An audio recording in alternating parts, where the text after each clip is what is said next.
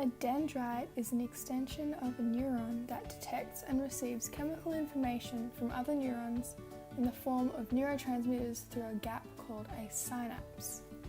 An axon is a single tube-like extension that transmits neural information to other neurons or cells in muscles and glands in the form of electrical impulses.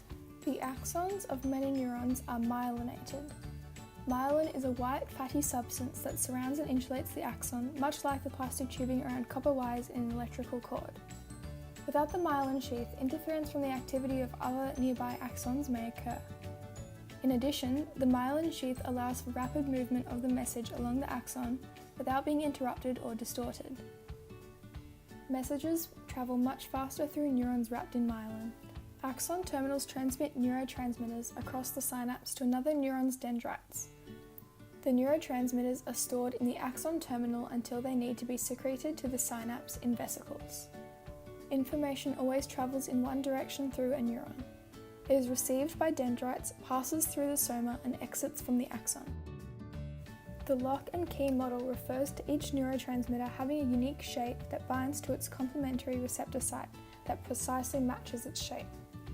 The binding unlocks the postsynaptic neuron's response so that the neurotransmitter causes changes to the neuron, resulting in an excitatory or inhibitory effect. Glutamate is an excitatory neurotransmitter that increases the probability that the postsynaptic cell will fire an action potential.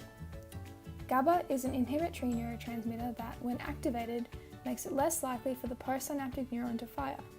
The inhibitory action of GABA normally counterbalances the excitatory activity of glutamate and vice versa. Drugs can alter this process either as agonists or antagonists. Agonists work by stimulating a neurotransmitter's activity.